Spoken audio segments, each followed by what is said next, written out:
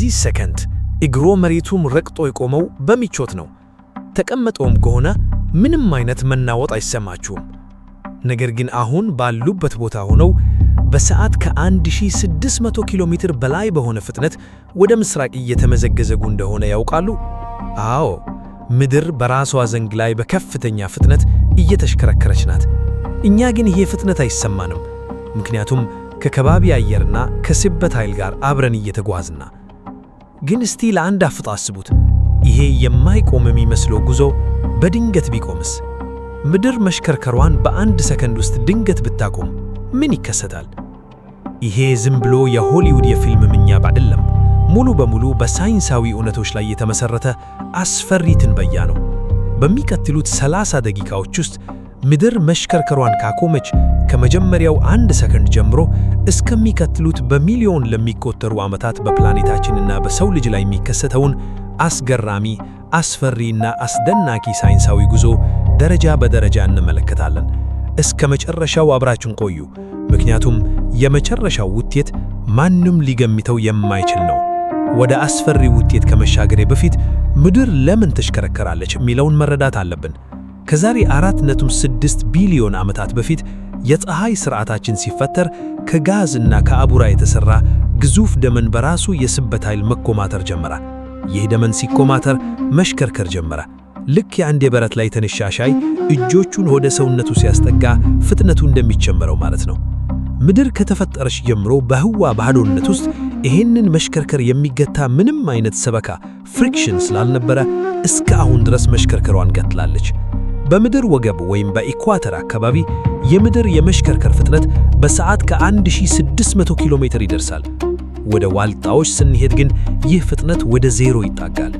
እንግዲህ አስቡት፣ ይህንን የሚያመስለው ግዙፍ ፍጥነት ያለው አካል በድንገት ብሬክ ቢይዝ ምን ሊሆን ይችላል? በሳይንስ ሕግ ኢነርሺያ የሚባል ነገር አለ። አንድ አካል ወደ አንድ አቅጣጫ እየተጓዘ ከሆነ ሌላ ኃይል እስካልገደበው ድረስ በዚያው ፍጥነት መቀጠልን ዝናሌ ያለው። በመኪና እየተጓዛችሁ አሽከርካሪው ድንገት ብሬክ ቢረግ ወደፊት እንደምትወረወሩት ማለት ነው። አሁን ወደ ዋናው ጥያቄ እንመለስ። ምድር መሽከርከሯን በአንድ ሰከንድ ውስጥ ብታቆም ምን ይከሰታል? ሰከንድ ቁጥር 1 ምድር ቆመች። ነገር ግን በምድር ላይ ያለው ሁሉ አልቆመም። ከባቢ አየሩ፣ ኦኪያኖሶቹ፣ ሕንፃዎቹ፣ እኛና እናንተ ሁላችንም በሰዓት በ1600 ኪሎ ሜትር ፍጥነት ወደ ምስራቅ እየተጓዝን ነው። በዚህ መጀመሪያ ሰከንድ ውስጥ የሚከሰተው ነገር እጅግ አስፈሪ ነው። በምድር ወገብ አካባቢ ያሉ ማንኛውም ነገሮች፣ ሰዎች፣ እንስሳቶች፣ ዘዎች፣ አለቶችና ትላልቅ ሕንፃዎች በድንገት ልክ እንደ ትያት ወደ ምስራቅ አቅጣጫ ይወረወራሉ። ይሄ ፍጥነት ከድምፅ ፍጥነት በላይ ነው። በጥቂት ሰከንዶች ውስጥ በቢሊዮኖች ለሚቆጠሩ ሰዎች ወዲያውኑ ሕይወታቸው ያልፋል። ሕንፃዎች ከነመሠረታቸው ይነቀላሉ፣ ተራሮች ይፈራረሳሉ። ከዚህም በላይ የፕላኔታችን ከባቢ አየር የራሱ የሆነ ክብደትና ፍጥነት አለው። ምድር ስትቆም ከባቢ አየሩ በዚያው ፍጥነት መጓዙን ይቀጥላል። ይህ ደግሞ በምድር ታሪክ ታይቶ የማይታወቅ እጅግ አስፈሪ የንፋስ ማዕበል ይፈጥራል። ይህ ንፋስ የፓሲፊክን፣ አትላንቲክንና ህንድ ውቅያኖሶችን ተጫራርጎ በመውሰድ ወደ ምድር የውስጥ ክፍሎች ይርሳቸዋል። ከተሞች በንፋስ ማዕበል ብቻ አይፈራረሱም። ከውቅያኖስ የሚነሱ ግዙፍ የሱናሚ ማዕበሎች ሙሉ በሙሉ ከምድር ገጽ ይጠፋሉ። በአውሮፓ፣ በኤሽያ፣ በአፍሪካና በአሜሪካ ያሉ የባህር ዳርቻ ከተሞች በጥቂት ደቂቃዎች ውስጥ በውሃ ይዋጣሉ። የመጀመሪያ ሰዓታት አስፈሪ ውድመት ካለፈ በኋላ የፕላኔታችን መልክዓ ምድራን ጂኦግራፊ ሙሉ በሙሉ በቋሚነት ይለወጣል። ምድር ስትሽከረከር በሚፈጠረው ሴንትሪፊዩጋል ፎርስ ምክንያት የውቅያኖስ ውሃዎች በምድር ወገብ አካባቢ ተከማችተው ይቆያሉ። በዚህም ምክንያት ምድር ፍጹም ቅርብ ሳትሆን በወገቧ አካባቢ ሰፋ ያለች ቅርጽ አላት። ኦብሌት ስፌሮይድ ማለት ነው። ነገር ግን መሽከርከሯ ሲቆም ይህ ሴንትሪፊዩጋል ፎርስ ይጠፋል።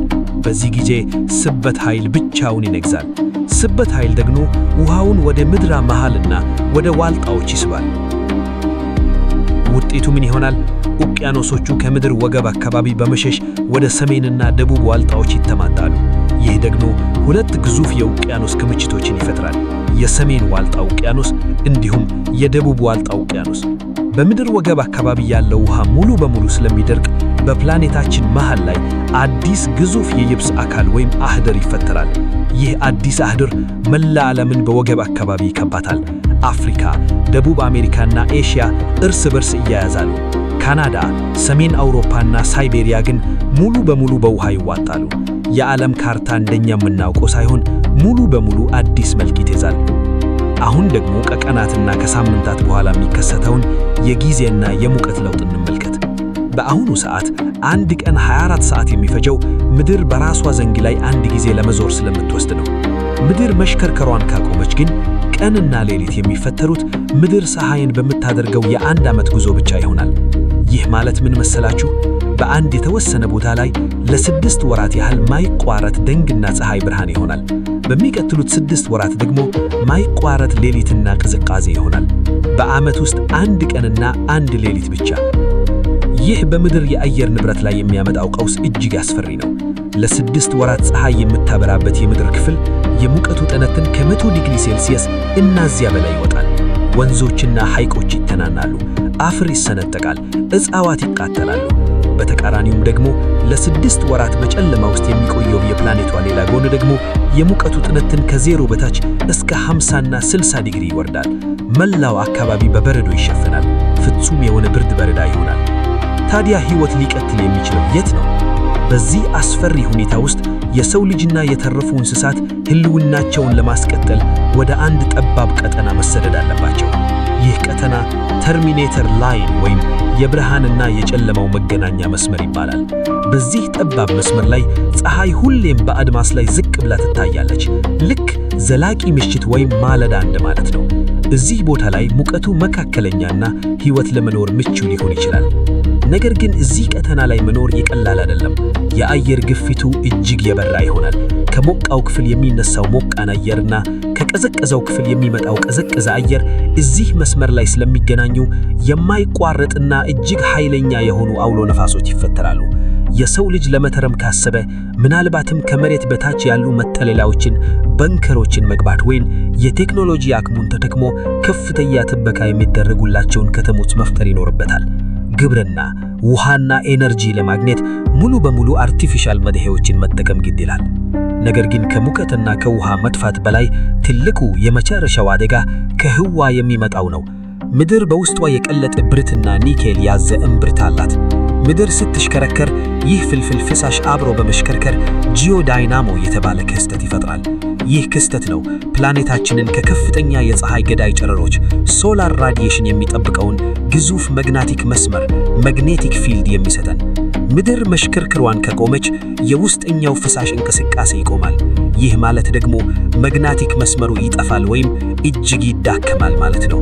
የለመግናቲክ ጋሻ ምድር ለፀሐይ ገዳይ ጨረሮችና ለኮስሚክ ጨረሮች ክፍት ትሆናለች። የነዚህ ጨረሮች የቀሩትን ሕይወት ያላቸውን ፍጥረታት ሁሉ ካንሰር በማስያዝ ሊያጠፉ ይችላሉ። ከዚያም ባለፈ የፀሐይ ንፋስ ፕላኔታችንን ከባቢ አየሩን ቀስ በቀስ ወደ ህዋ ጫር አድርጎ ይወስዳል። በመጨረሻም ምድር ልክ እንደ ማርስ ሕይወት የሌላት ደረቅና በጨረሮች የተሞላት ባዶ ፕላኔት ትሆናለች። ይህንን ሁሉ አስፈሪ ጉዞ ከተመለከትን በኋላ አንድ ትልቅ እውነት ይገለጥልናል። እኛ በየቀኑ የምንኖረው ሕይወት፣ የምናየው ፀሐይ፣ የምንተነፍሰው አየርና የምንረግደው መሬት ሁሉም እርስ በርስ በተሳሰሩ እጅግ ድንቅ የተፈጥሮ ሕጎች የተጠበቁ ናቸው።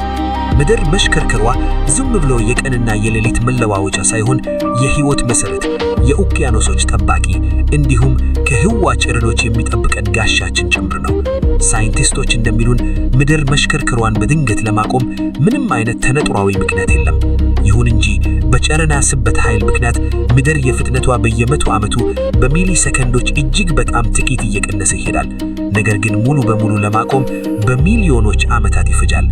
ስለዚህ ዛሬ ማታ አልጋችሁ ላይ ስትተኙ ወይም ጠዋት ስትነሱ ፕላኔታችን በሰዓት በ1600 ኪሎ ሜትር እየተጓዘች በሰላም ስላሳደረችና ስላገኘቻችሁ ተፈጥሮንና ፈጣሪን ማመስገን አይርሱ። ይሄንን ቪዲዮ ከወደዳችሁት ላይክ ማድረግን፣ ለጓደኞቻችሁ ማጋራትን እንዲሁም አዳዲስ አስደናቂ ሳይንስ ቪዲዮዎች እንዲደርሷችሁ ቻናላችንን ሰብስክራይብ ማድረጉን አይርሱ። እርሳችሁስ ምድር መሽከርከሯን ብታቆም ከመሬት በታች በንከር እንድትኖሩ ትመርጣላችሁ ወይስ የብርሃንና የጨለማው መስመር ላይ? አስተያየታችሁን ኮሜንት ላይ አስፈሩልኝ። በሚቀጥለው አስደናቂ ቪዲዮ እስክንገናኝ ድረስ ሰላም ቆዩ። ቸር ያሰማን።